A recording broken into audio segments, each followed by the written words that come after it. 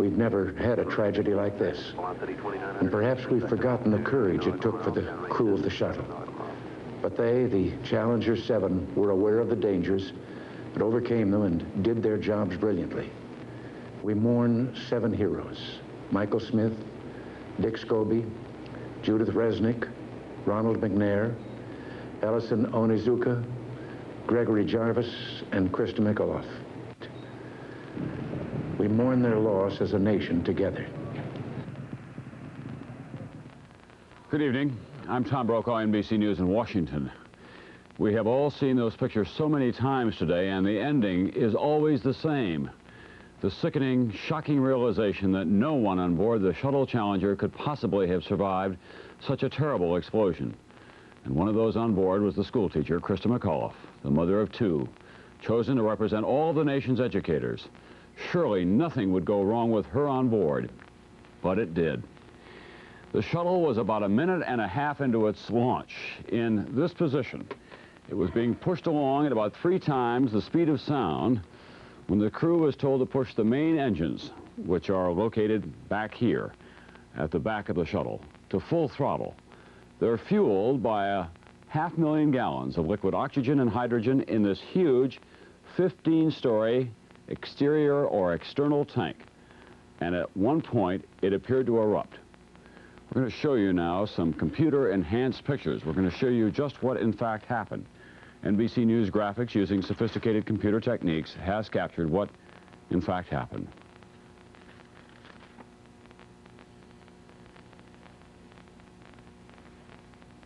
A terrible explosion, one scientist equating it to the charge of a small nuclear bomb.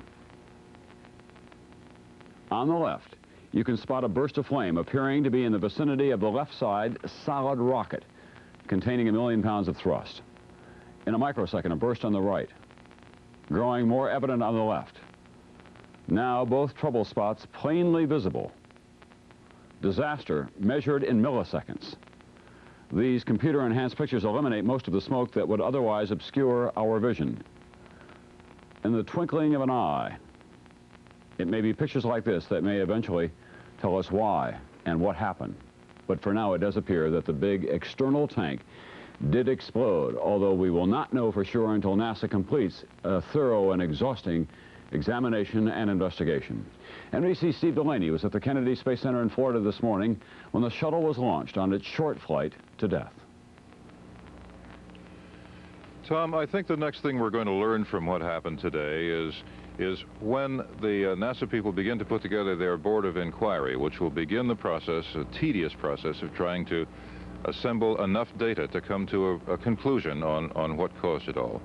That board of inquiry was promised a little earlier today by NASA's Associate Administrator for Manned Spaceflight.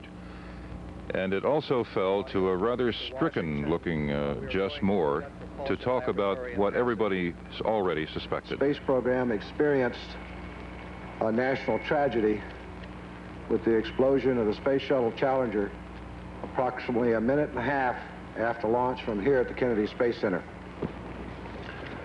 I regret that I have to report that based on very preliminary searches of the ocean where the Challenger impacted this morning, these searches have not revealed any evidence that the crew of Challenger survived. Moore also refused to be drawn into speculation that the television pictures might provide an answer. We will not speculate as to the specific cause of the explosion based on that footage. It will take all the data, careful review of that data, before we can draw any conclusions on this national tragedy. Tom, the data is already beginning to come in. They are collecting bits and pieces out at sea even this evening. They are impounding all kinds of records that were kept by the controllers at their various consoles, and they are naming specialists of various kinds of disciplines to look over all the available indicators to see if they can figure out what happened and why and where do we go from here. But that's going to be a terribly long process, one that will not satisfy the national need for a quick answer. There just doesn't seem to be one at this point. Steve Delaney at the Kennedy Space Center at Cape Canaveral, Florida tonight. NBC's Dan Molina, who covers the shuttle program for us, was at the Johnson Space Center, that's in Houston, Texas, when the awful realization swept through the control center there. Dan, you're there with a model like the one I showed just a few moments ago. The fact is that the space shuttle is launched effectively on a large Roman candle with all kinds of thrust and all kinds of potential for difficulty going on within it. More than 1 million parts altogether. Yes, that's very true, Tom. It's well to remember that when we talk about the space shuttle, we're talking about the most complex machine that man has ever devised. And it takes a great deal of thrust, as you say, to get the shuttle up into orbit.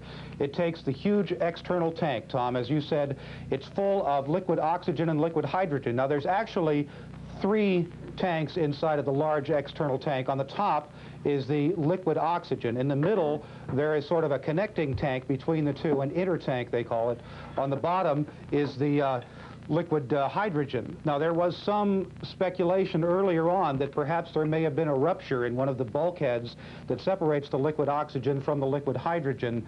Nobody is saying that officially or unofficially, but it's one of the theories that's floating around right now. The orbiter itself mounted on the outside of that. This, of course, the crew compartment, all of them in here.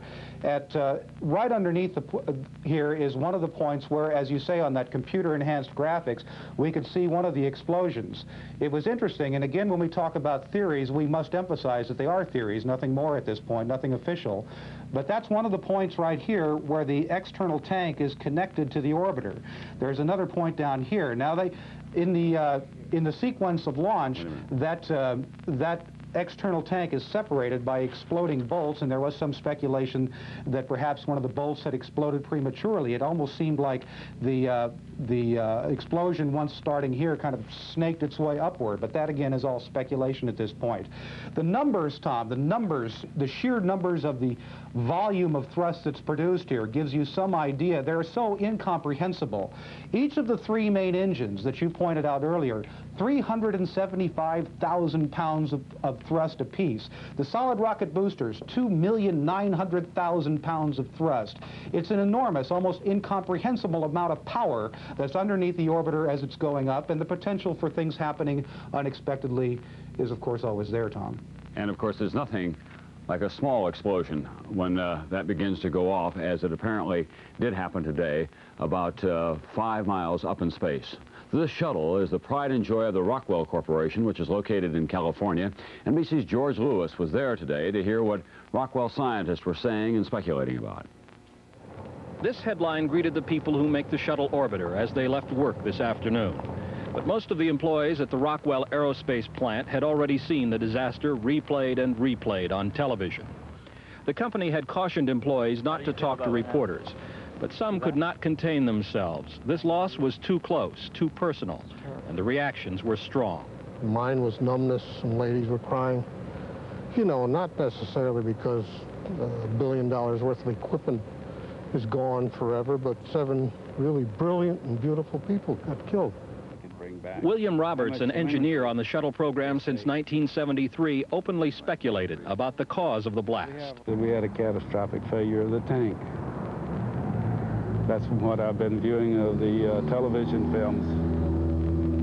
And when you have that happen, the 2 liquids, the liquid hydrogen and the liquid oxygen, they become quite an explosive mixture. The shuttle's external fuel tank at the top in this picture appears to burst into flame at 2 different places. Some experts believe a spinning turbine blade from one of the shuttle's booster rockets could have broken loose, piercing the tank. Engineer Roberts. You could have had an extreme pressure differential, and the common bulkhead could have failed. And if that fails, you have exactly what you see here. All the fuel could have mixed together. The Rockwell engineers could not leave the tragedy even when they got home. Stan Yoshino and his wife Dottie were close friends of one of the astronauts who died, Ellison Onizuka. We used to talk about it, and I said, God, Ellison, there's so many things that could go wrong. And he said, yes, Stan, I know that.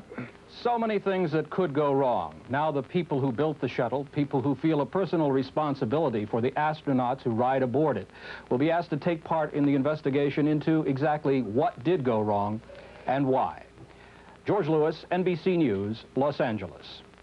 We want to talk about all of this further tonight with an assembled group of space experts. With me in Washington now is Florida Congressman Bill Nelson, who recently completed a shuttle flight, and in New York tonight, former Apollo astronaut David Scott, who's now president of a rocket company. In Houston, Alan Bean, a man who walked on the moon and helped train the NASA astronauts who are there today, and he's there with Gerald Griffin, former director of the Johnson Space Center. And in San Diego tonight, one of the original members of the astronaut corps, Wally Schirra. We want to talk first of all with Congressman Nelson. It was just 2 weeks ago that you lifted off.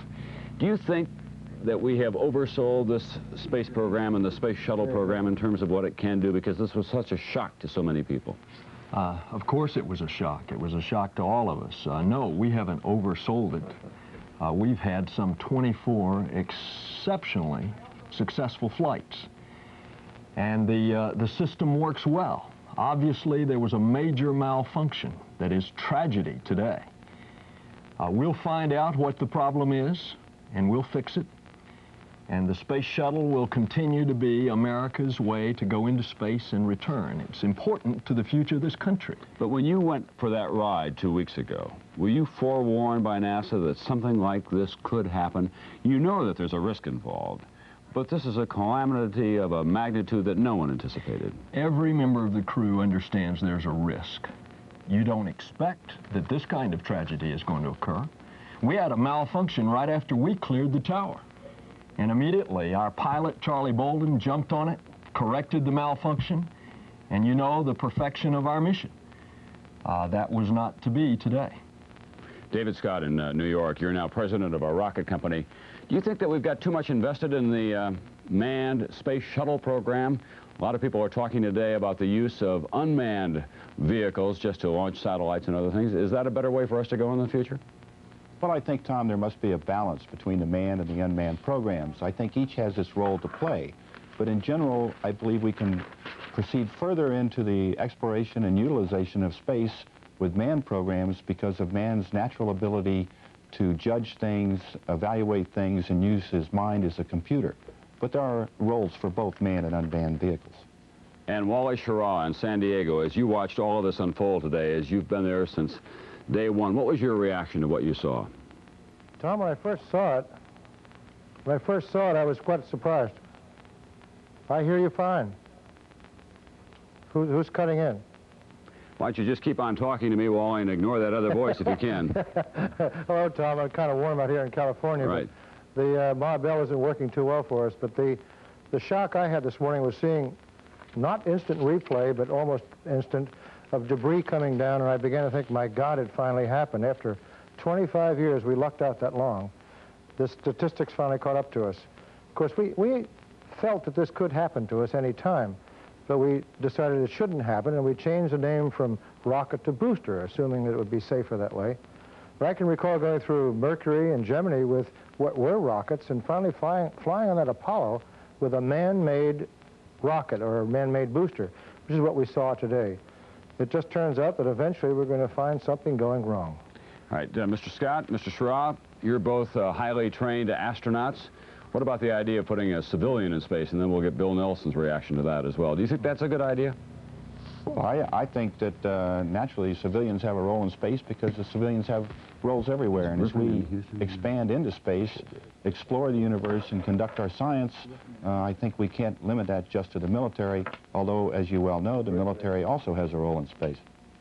And what about you, Wally? Do you think that we should continue to put civilians in space?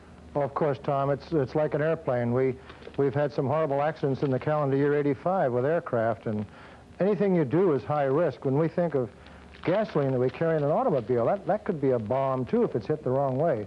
So it's a case of just realizing that what we do when we move around is very high risk.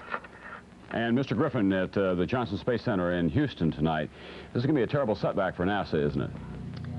Well, obviously, Tom, it's a great personal loss for many of us, and it's also a situation that we've got to understand and correct.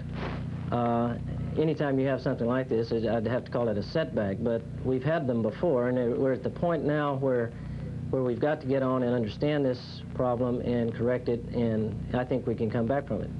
Do you think it's a good idea to continue the civilian in space program? Well, yes, I think you've got to take a step back. And today we are worried about the events of today and mostly yesterday and tomorrow. But as you really think about what we're trying to do in space, it's not just to put people into orbit in the shuttle. We are literally trying to build a whole infrastructure, ultimately, that will allow us to completely expand and take full advantage of this rather new ocean that we have spent 25 years getting to the point where we are today. As part of that, obviously, civilians of all walks of life I think, will ultimately inhabit that infrastructure. And there's no time better than today to begin that. Congressman Nelson, I know that the space shuttle program is important to you personally and to your district as well, but we do have an enormous investment in that single program. Wouldn't it be a better idea for the United States to spread it out a little bit, to have more unmanned rockets, for example, in addition to the shuttle program? We've got so much invested in the shuttle itself. Well, we do have investments. The Air Force continues to have an expendable launch vehicle, and they're planning that through the next decade. But we developed the shuttle to be America's space transportation system, and there's no reason that it can't continue to be once we find out what was the cause of this tragedy. I think that we'll find the problem, we'll correct the problem, and then we'll go on from there. All right, Congressman Nelson, thank you very much. Mr. Griffin in Houston tonight, in New York, Mr. Scott in San Diego, Wally Schirra. This has been, I know, a personal tragedy for all of you because you've all been involved in the program. Tonight, some of the shuttle's heat-resistant tiles are washing up, and they're being collected by people on the Florida coastline near Cape Canaveral. Those are the small tiles that we've made so much of over the years of the shuttle program. They protect it once it begins to re-enter the Earth's atmosphere. The search for debris from the explosion is continuing tonight in other parts of the Atlantic in an area that is 60 miles wide and 120 miles long. And NBC's David Hazinski reports on that development. Pieces of debris that have been recovered so far are being brought to the airbase at Cape Canaveral, where they'll be examined later. The explosion that blew apart Challenger spread debris over a wide area. 10 aircraft searched a 1,200-mile grid into the night and will go out again at first light tomorrow. At least 11 ships, including NASA, Coast Guard, and Navy vessels, are continuing the search for wreckage overnight. NASA has warned commercial fishing and private boaters to leave alone any wreckage they find and just report it to authorities. A NASA spokesman says it's critical that the wreckage not be disturbed and warned that some of it could be dangerous. There were explosives aboard the shuttle, the solid rocket boosters. There was also toxic chemicals, hydrogen tetroxide, other acids, hydrazine, which are all very, very toxic. Ocean depth at the crash point is only between 100 and 200 feet deep. NASA is expected to talk to the Navy tomorrow about bringing in divers or subs to recover any sunken wreckage that it finds. David Hazinski, NBC News at the Kennedy Space Center. The official investigation into what went wrong today could take months. More about that now from NBC News science correspondent Robert Brazell, who has covered the space shuttle since it began. He's at the Jet Propulsion Laboratory in Pasadena tonight. Bob, we've already heard from Jess Moore that they're impounding even the notes of the people who were involved today, the technicians, and it looks like they're going to get the tapes and all the other telemetry as well, and it could be some time before we know anything. Wouldn't you agree? Well, it's a very difficult task. It's what engineers call failure analysis. They have to, if they possibly can, to recreate the incident, either in a laboratory or some kind of model so that they understand exactly what went wrong. Because until that happens, it's very clear that the shuttle can't fly again, and that's a necessary aspect to this investigation. Now, there are several lines of inquiry going on. They will study models of the rockets. They'll study every bit of data, every bit of voice communication, anything that could have gone on in the maintenance, anything that may have been seen by anybody during the entire process leading up to the launch and in that first minute and 15 seconds before the tragedy. It will take a long time. One of the crucial elements, as David Hazinski just pointed out, will be reassembling whatever debris is found in an Air Force Base locker down there in Florida. Anything could yield a clue. At this point, there are several hypotheses, and the one that we have heard mentioned the most often is that a piece of a fan in one of the main engines broke apart that flew through the edge of the main engine and then went into that external fuel tank, causing the external fuel tank to rupture and become a bomb. That's only a hypothesis. That's the one that we've heard the most often today, but it's going to take a lot of investigation until they find out exactly what went wrong. Well, let's go over a couple of things that we do know, Bob. First of all, everything seemed very normal right up to the moment of explosion. In fact, it was so normal that as you heard the NASA commentator, he continued to talk about what he was seeing in his own telemetry. By then, the explosion had already occurred. The second point is, it appeared to me that the explosion was so thorough, so complete, that there's a good chance that that debris is so small and so shattered that they won't learn anything from it. Is that realistic? Well, that certainly is. I mean, the NASA commentator, who is a public affairs officer, was looking at a different screen from his television screen, and it continued to tell him how far downrange it was. That was why he kept talking like that. It certainly is possible that it blew the whole thing apart in such a way that no clues will be found, but there is a lot of data that comes down besides the astronauts' voices, indicating the performance of each of the engines, the 3 main engines and the 2 solid rocket boosters that were going at that time, all the guidance systems and everything else on board. If there was any anomaly at all, anything at all went wrong, it should have shown up at that point.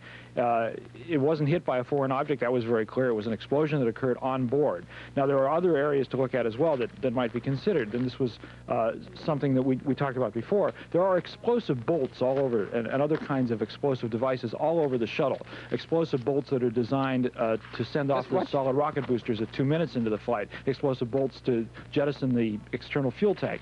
If one of those had gone off prematurely, that certainly would have caused an explosion. But there's all kinds of redundancy and safety devices supposedly to prevent that from happening, but obviously something went wrong, and that's what they have to find out. Robert Bazell of the Jet Propulsion Laboratory in Pasadena tonight, where he has been covering the flight of the Voyager spacecraft. That was a spacecraft flight of triumph, of course, sending back pictures from Uranus of those remarkable moons that we've all been seeing. Krista McAuliffe, the school teacher who was selected from more than 11,000 educators who wanted to fly in space, was easily the best known of the astronauts who died today. But the other 6 are not to be forgotten either. NBC's Tom Pettit tonight on this tragic loss of bright, dedicated people. The crew of Challenger was distinguished, some more famous than others, but truly all-American. I'm joined here at the Cape by astronaut Dick Scobie, who is to pilot the mission of STS-13, and our science correspondent Bob Bazell. Dick Scobie, the pilot, had appeared on the Today Show during a launch in 1983. He was 46. And I'm sure there'll be some problems to take care of along the way, which will be a challenge, and be able to come back and say I've done it, and hopefully go do it again quite a few times. Smith was the co-pilot. He was 40. Judith Resnick, America's second woman in space and the first Jewish woman. And she was a TV expert on the Today Show. And we get to do a little bit of everything and state of the art, and it's always a challenge. She was 36. Krista McAuliffe was a high school teacher in Concord, New Hampshire. Her selection to be the first teacher in space had overshadowed the flight itself. She was 38. I just took that chance, along with 11,000 other people, that it will give them maybe the inspiration to try something new and to take a chance. 11,000 other American teachers had lost out to her in the competition to be the first teacher in space. Ronald McNair, PhD in physics from MIT. McNair was the second black to have been in space, going for his second trip today. You know, that wasn't the kind of thing a black kid thought about. You know, how do you get to do something like that? What do you do? And I pursued science with that in my mind, and it wasn't until recently that I saw a break to make a dream, you know, come true. He was 35. Ellison Onizuka was 39. He was a Japanese-American from Hawaii. This would have been his second flight. He liked space work. That's great. What a way to live. Lieutenant Colonel, U.S. Air Force. The 7th crew member, Gregory Jarvis, engineer. Jarvis had been bumped from 2 previous flights to make room for politicians. Today was to have been his day. I've been charged up since last March, and so this is kind of a culmination of a dream come true. It was an all-American crew. Tom Pettit, NBC News, New York. Today's shuttle mission had special meaning for teachers everywhere, of course, and the launch was watched in many classrooms across the country by students of all ages. One of those was the Centerville, Ohio classroom of James Rowley, who was the runner-up in NASA's search for the teacher astronaut. Also in that classroom today was Mike Conway of NBC affiliate WKEF in Dayton, Ohio. It's lunch hour for these Centerville High School students, but they wanted to be in class, to be with science teacher Jim Raleigh. The students knew what the shuttle launch meant to him. Raleigh was one of the semi-finalists for the Teacher in Space flight. Besides being on the flight, Raleigh said the best place to be was with his students, helping them understand this historic flight of the Challenger. Main engines are on. 4, 3, 2, 1. Solid rockets. You're right.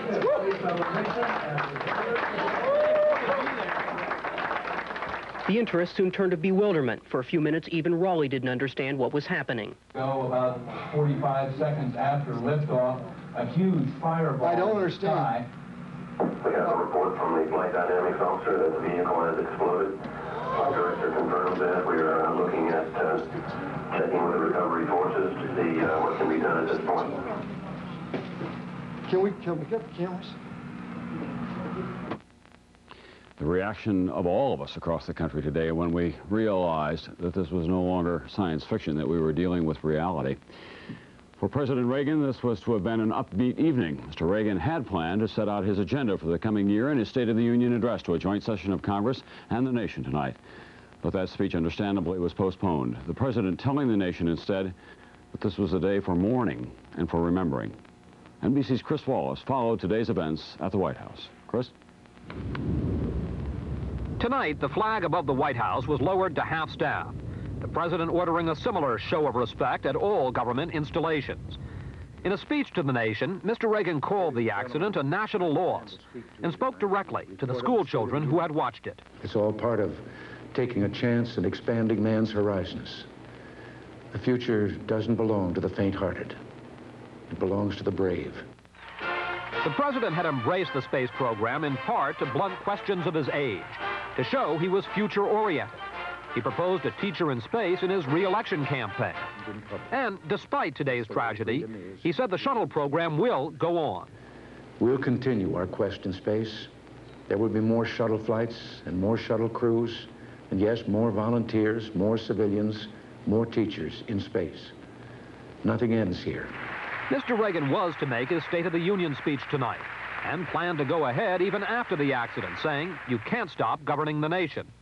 But the speech was postponed for a week after congressional leaders said there was no interest in politics tonight. And the fact is, the president was as powerless as everyone else today. A spokesman said Mr. Reagan was informed of the accident by the vice president and, like everyone else, rushed to a TV set. Quite frankly, the president stood there in almost stunned silence as he watched the television.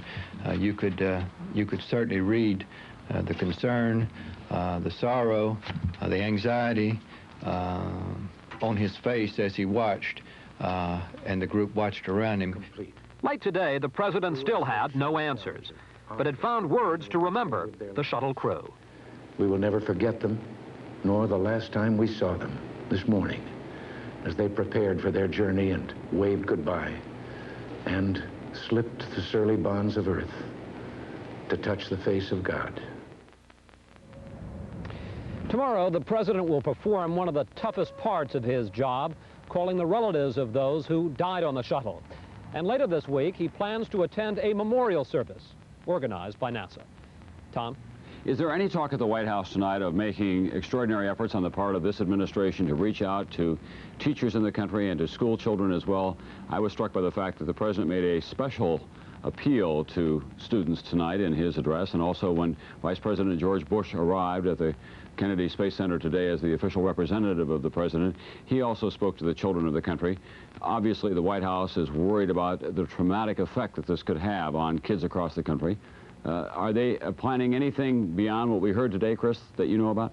Well, nothing specific that we've heard of, but I know that the president takes his role almost as national father very seriously, that he was shaken as he watched on TV, as all the rest of us did today, and he kept talking in a brief conversation with reporters about how terrible it must have been for the relatives, both children and adults, who had gone to the Cape to share in all the excitement and instead had been eyewitnesses to a terrible personal tragedy. I know that when those young servicemen died in the plane crash in Gander, he felt very strongly about going to Kentucky to a memorial service and meeting personally with all of the relatives there, and I'm sure he plans to do the same with certainly the relatives at a memorial service organized by NASA, and in any way he can to ease the pain and to gain some understanding in all this, not only for the school children, but for all of us. And are any of the aides at the White House tonight talking about the wisdom of the civilian in space program? It was the president's idea to put a teacher in space after all. A lot of cynics at the time thought it was just a, if you will, an election year gimmick to pick a teacher who happened to be a woman, who happened to be from New Hampshire, to go into space. And now, of course, we've had this tragic loss. There's already a program in effect for journalists to go in space as well. Are they having second thoughts about all that at the White House, Chris? They certainly are sad, and they certainly, you know, a lot of these people had personally met Krista McAuliffe in the Roosevelt Room right across from the Oval Office. Just last July, she had been selected as the teacher in space, and many of them had met her. But I don't think there are any second thoughts. One of the points that the president made over and over again today was that space is the safest form of travel ever known to man. There had been 56 manned space flights in the American program. This is the first time that during a flight anyone had been lost. He and his top aides are all determined that nothing in this one accident be allowed to kill the space program. It's worth pointing out that Senator Jake Garn of Utah, who was a veteran of the space shuttle program as well as one of the politicians in space, pointed out today that very statistic that you just talked about, and said each year 50,000 people are killed on the nation's highways, about half of them by drunk drivers, and we ought to be more exercised about that. Two NBC veterans of the exploration of space from its beginnings are NBC's Roy Neal and Jay Barbary. They have been covering this story now for more than a quarter of a century, but they've never seen a darker day than this one. Jay, as you can see, is at Cape Canaveral tonight, where he is always posted. And Roy Neal is at Pasadena at the Jet Propulsion Laboratory there. Roy, let's begin with you. 19 years ago yesterday at Cape Canaveral, the other deaths that were involved in this space program, on the launch pad, Apollo 1, in the capsule, astronauts Chaffee, Grissom, and White. What are your recollections about what happened that day and how they compare with today? Well, the biggest recollection I have, Tom, is to relate that fire, which it was, in a pure oxygen environment, to what happened today, and to say there's no comparison, no basis for comparison. That particular tragedy called for a total realignment of the Apollo spacecraft, which was done, and about 2.5 years later, men were flying to the moon in the new changed spacecraft. Today, by comparison, this thing came on unexpectedly. The telemetry, I am told, coming back from the spacecraft was fine. Everything seemed to be working perfectly, and then suddenly, without warning, not even warning to the computers on board, which would have aborted the mission and perhaps even given the astronauts a fighting chance for their lives, no warning at all, suddenly there was an explosion. That's the big difference between that unexpected occurrence, which was, of course, a terrible tragedy in its time, but called for a recreation of the program, and the one today, which probably will call for a recreation of the program, but for different reasons. And Jay Barbary in Cape Canaveral tonight, are you hearing anything at all from the NASA officials who are down there and the workers that you know so well, or are they absolutely mum on the situation? Well, what we know tonight, Tom, is that already Jess Moore, who is the Associate Administrator of Manned Spaceflight for NASA, is heading an interim board. They're studying the data. What they have done, they have impounded everything, all the notes, anything that took place in the preparation of this mission. And they will appoint a board later after they have everything under control. And, of course, no shuttle will fly until the reason for this tragedy is known. And tomorrow we do expect that we will have another news conference in the afternoon and perhaps learn a little bit more about what is taking place and what is known at this early date. Jay, were you in your customary post back there tucked alongside the NBC booth watching the space shuttle with your very good eyesight and describing it on radio at the time that it happened? Yes, we weren't on live because, as people have pointed out, Tom, we've gotten a little blasé about this, but I was watching it. And there for a moment, as it climbed up into this dark blue sky, I had suddenly had the feeling that something was going to happen. And I was watching real close, and it did. And I knew when it happened what had happened. I saw the boosters, as everyone did, spiraling away, spinning madly. And I stood there watching for Challenger to reappear. I kept looking for Challenger and the crew, and Tom, it never came back. It was all in that fire.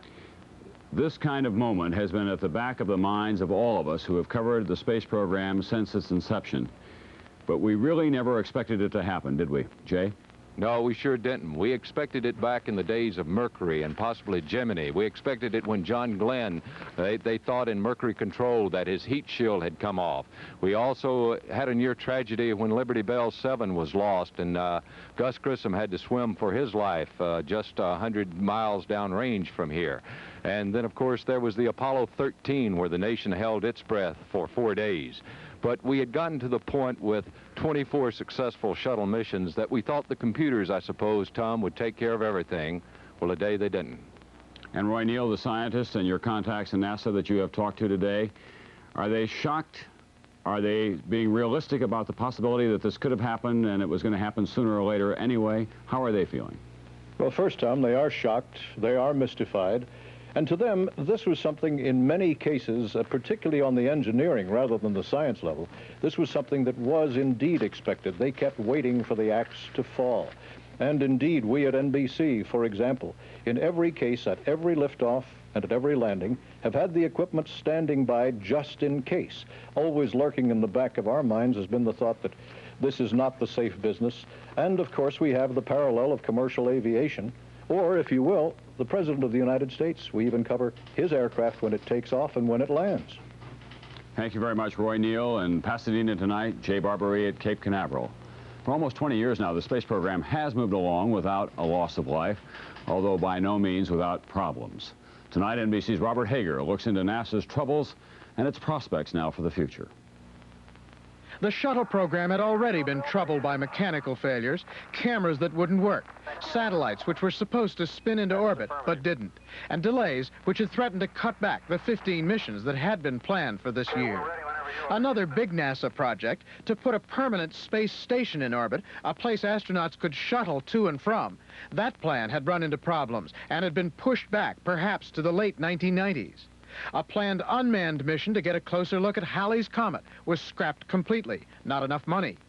There have been other criticisms. For instance, that the military was moving in on NASA, taking over more and more of the civilian space program, changing NASA's traditional role. Even at the top of the agency, there's been trouble. Administrator James Beggs, forced last month to take a leave of absence, indicted on a charge of defrauding the government when he was an executive at General Dynamics some years ago. NASA's current acting administrator, William Graham, brand new on the job in the midst of this crisis. But NASA has survived previous problems, from the earliest days of the unmanned rocket tests through the drastic fire 19 years ago yesterday aboard Apollo 1 on the launch pad at then Cape Kennedy, taking the lives of Gus Grissom, Edward White, and Robert Chaffee. So today there were promises to keep going. Test pilot Chuck Yeager. When you have an accident like this, it doesn't mean the end of everything. I mean, you got to fall back and take a look at it. But the main thing is that you've got to analyze the data and find out what caused the accident, then take your corrective action. At the Cape, Vice President Bush. We must never, as people in our daily lives or as a nation, stop exploring, stop hoping, stop discovering. We must press on. Obviously, NASA will carry on. But tonight, many here are saying that each time the agency needs to ask for more money, people, or equipment, they may be harder to come by now. Robert Hager, NBC News, Washington. The nation's space program is, of course, tremendously expensive. It is supported by the taxpayers, and it exists only at the discretion of Congress. But NBC's John Dancy has found considerable support in Congress, even in these difficult times, for the continuation of the program, despite the enormity of today's tragedy. Tom, Congress has shown tremendous support for the space program. It has a budget of about $7.5 billion, even at a time when other programs are being cut. But today, Congress was stunned. We ought to take a deep breath and step back before we go ahead with any further manned flights. And it's my opinion that we should lessen the emphasis on civilian involvement now because of the danger.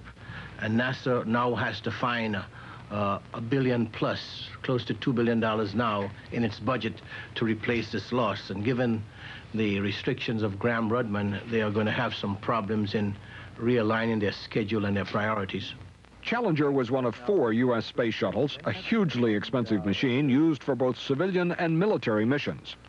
If there was a substantial delay in the shuttle program, it would have I think, a rather serious impact on our modernization of our satellite capabilities. Senator Ted Stevens of Alaska heads the subcommittee that appropriates money to pay for military missions aboard the shuttle. 1/4 of the civilian space program, one of the 4 shuttles, blew up today. Is it going to be replaced? Yes.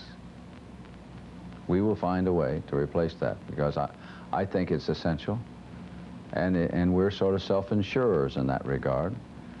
But it is my judgment that the American public will want that program to go ahead and will want to really carry out the program, try to attain the goals that those people on board, the 7 crew members, have sacrificed their lives for now. I think that's going to become even more important to us now.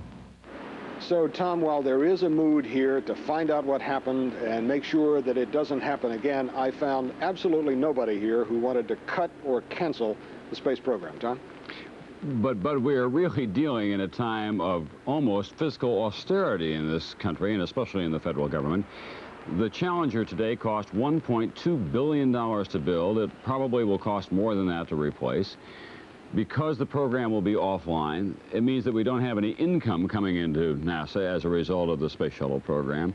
Has anyone really figured out the economic consequences of what happened here today? Well, the consequences are going to be very severe, Tom, because I don't think we're looking at a delay of a month or 2 months. We're looking at a long delay here until NASA figures out exactly what went wrong and fixes whatever it was that went wrong. But it is essential that the country continue with the space program because, remember, this is not only a civilian program, it is a military program as well. And a lot of the eggs in the military basket are riding on the space shuttle program. And of course, the military can use what are called expendable rockets, one-time use rockets, and get up many of its satellites that way. But they also depend on the space shuttle. I'm not denying that, but what I am suggesting, or John Dancy, we call him Bud, his name is John Dancy. I'm not denying that, John, but what I am saying is that this just puts more pressure on the deficit, which is already considerable in terms of pressure.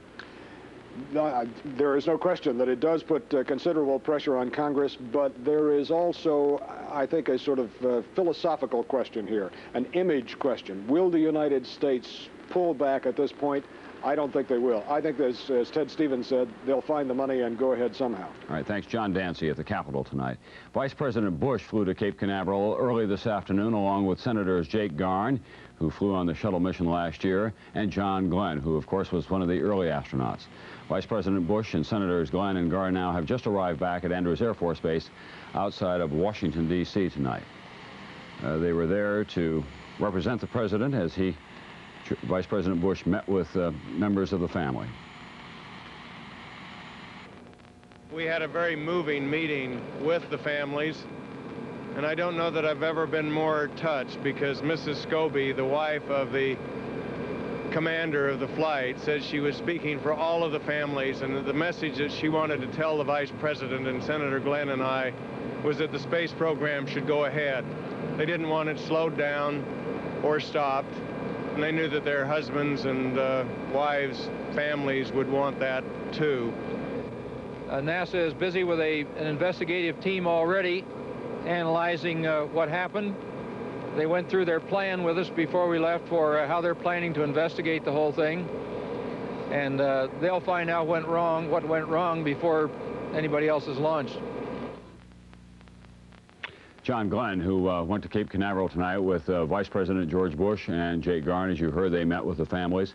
The indication from the senators, of course, was that the families of those people who are the regular astronauts, the 6 members of the space crew, indicated to the Vice President that they wanted this program to go on.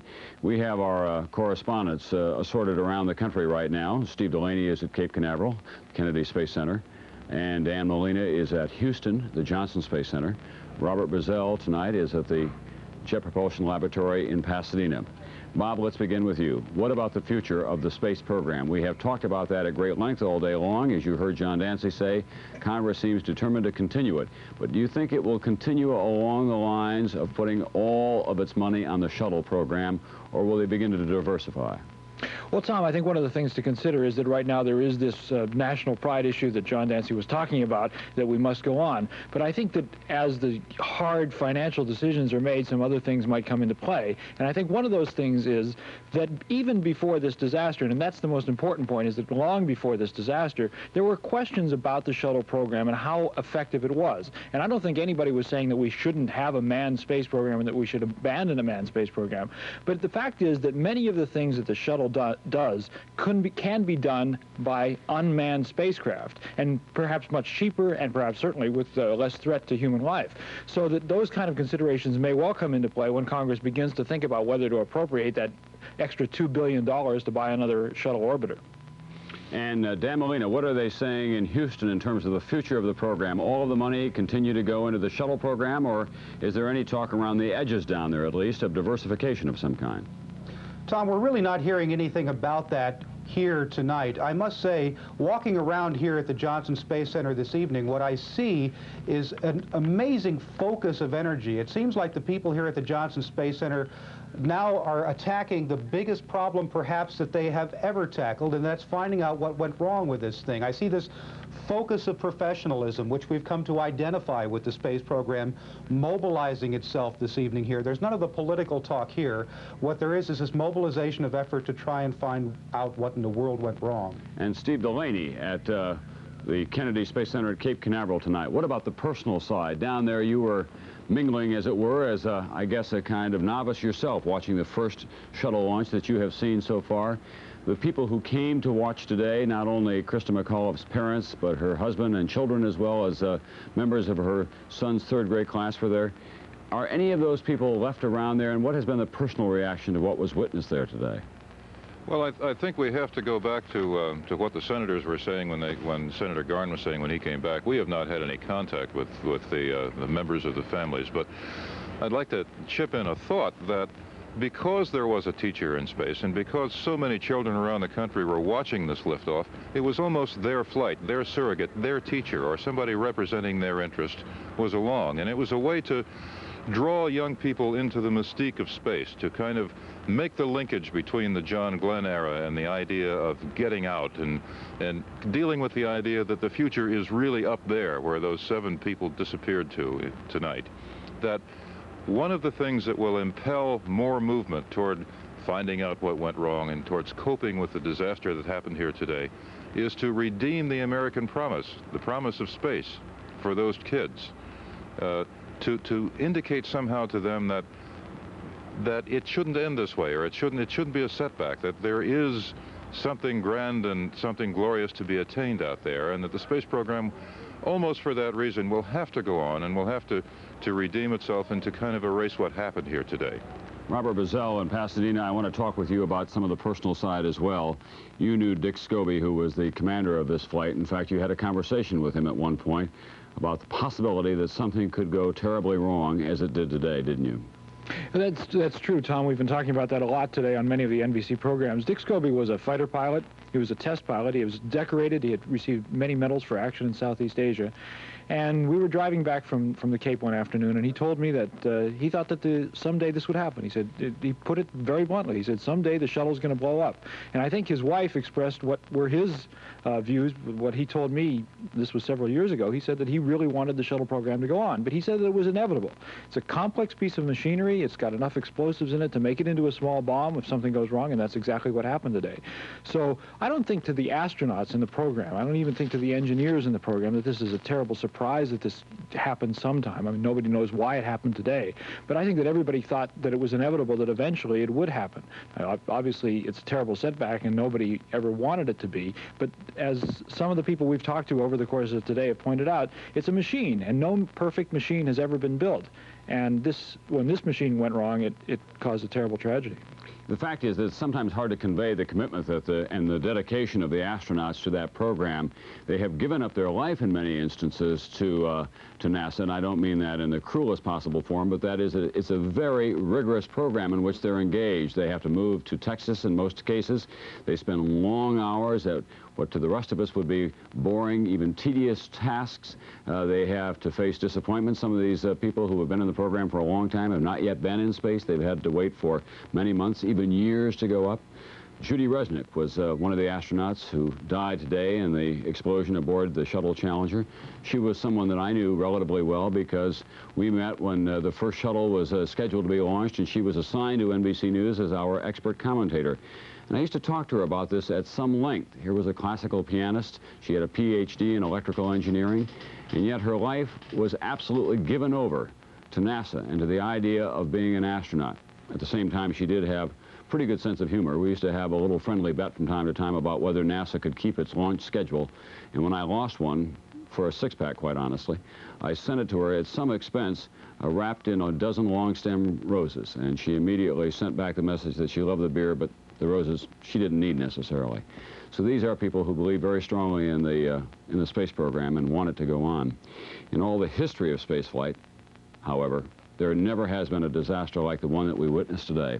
7 lives lost, 7 families in mourning tonight, along with the rest of the nation. And as NBC's Dennis Murphy reports now, the grief is shared by the entire NASA community. Across the bay from the launch pad, Titusville, America's space town, was stunned and silent at the news. Now the close-up on your left, there is the explosion of the Space Shuttle Challenger this morning, about 11:39 Eastern Time. Offices stopped.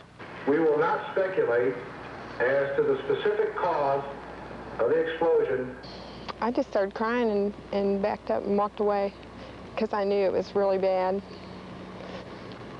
And all of us would stand up, we just couldn't believe what was going on, just in total shock.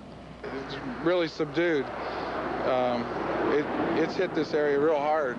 People take it real personal. This is the pride of Titusville. Titusville and the shuttle program are inseparable. 3 of the 5 city councilmen work for NASA. The astronauts killed in 1967 are remembered in city street names. The Chamber of Commerce has an old Titan missile in the yard. The elementary school is called Apollo, and the high school is known as Astronaut. There are 14,000 people here who work in the space program, an army of specialists who put man in space. City Manager Hector Figueredo. It's the same thing, the same feeling that we have here when President Kennedy was killed. And the cloud just stayed over us like a fireball. And Titusville has hosted tourists like Oliver and Joyce Boland from England. Terribly sad, but it is and does have an objective, whereas blowing people up in Libya or Vienna Airport has no sense, no objective whatsoever. So I'm sure you'll go on with the space project, and I'm sure it's right you will do so. With the families, the friends, the school children who watched this morning, Titusville mourns. Dennis Murphy, NBC News at the Kennedy Space Center. No doubt, all of America could have learned something from Krista McAuliffe, the high school teacher who would have brought a lesson from space home to her classroom, indeed, to all of the nation's classrooms. Home for McAuliffe was Concord, New Hampshire. NBC's Fred Briggs traces her journey from Concord to Cape Canaveral. Concord is a small town, capital of a small state, and while too large to be the sort of place where everybody knows everybody, they at least know of everybody. All felt they knew Krista McAuliffe.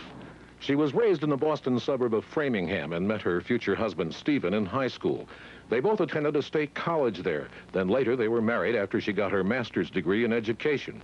They eventually moved to Concord. Krista McAuliffe was one of 11,000 who applied to be the first civilian in space. It was eventually narrowed down to 10 people who got to know each other very well. And when she was chosen... When that shuttle goes, there might be one body. But there's going to be 10 souls that I'm taking with me. She went through the rigorous, compressed training given to non-professionals. Saw her first launch last year. Couldn't quite believe it. Oh, it's beautiful! And from time to time, there were always reporters asking if she had any fear about the mission. It doesn't frighten me in the respect that they have a lot of backup systems. They don't fly the shuttle when they have something go wrong. And when it does go wrong, if something does go wrong, they do have the capacity to land it. 4, 3, 2, 1. Her students were elated this morning, then the explosion, uncertainty, and silence. They were sent home from school, needed to be sent home. I felt as if my whole body blew up inside when I saw that. Later this week, NASA was setting up a special two-way hookup between the Challenger and the school so that Mrs. McAuliffe could teach one of her classes from space. She had rehearsed for that not long ago inside the shuttle. Good morning. This is Krista McAuliffe. Late today in Concord, its people were in a kind of civic and very personal shock. It's hurting all of us around Concord. We didn't know Krista personally, but we just felt like she was part of the family. I feel so sorry for the family and for everybody in Concord. A memorial service was held tonight at St. Peter's Roman Catholic Church. She was a member there and was remembered tonight. She was a teacher. She was a teacher first and foremost, and she wanted to teach even from space. She will not be defeated. She will teach us, and she will teach us because of her ambition, because of her courage, because of her willingness to participate in our space program. Perhaps, but here and in much of the nation, it is a hard lesson. Fred Briggs, NBC News, Concord, New Hampshire. It has been one of those days that we would rather forget, but it's been one of those days that we'll always remember. It started, as all space launch days do, in such a festive fashion, filled with expectation and celebration. The shuttle, after all, is a kind of national symbol, and this time a pretty, perky school teacher was on board. Her parents, her husband, her children, her students, all looking on and cheering, awaiting another triumph of technology. And then the explosion. Something that we have all talked about but never quite believed would happen. It was a humbling, sobering experience, a common bond, a reminder of the supreme sacrifices that others make so that we may go on to new frontiers of the human experience. NBC News will continue its coverage of the tragedy of the Challenger beginning tomorrow morning with NBC News at sunrise, followed by the Today program. For now, I'm Tom Brokaw, NBC News. Good night from all of us. We have main engine start. 4, 3, 2, 1, and liftoff. Liftoff of the 25th Space Shuttle mission, and it has cleared the tower. Now controlling. Roger, roll, Challenger. Good roll program confirmed. Challenger now heading downrange.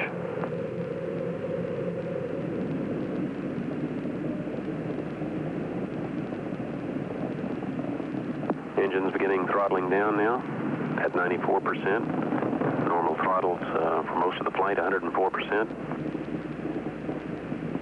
We'll throttle down to 65% shortly. Engines at 65%, 3 engines running normally, 3 good fuel cells, 3 good APUs. Velocity 2,257 feet per second. Altitude 4.3 nautical miles. Downrange distance 3 nautical miles.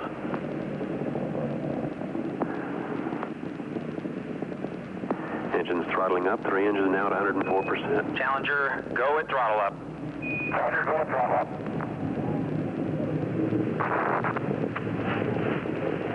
One minute, 15 seconds. Velocity 2,900 feet per second. Altitude 9 nautical miles. Downrange distance 7 nautical miles.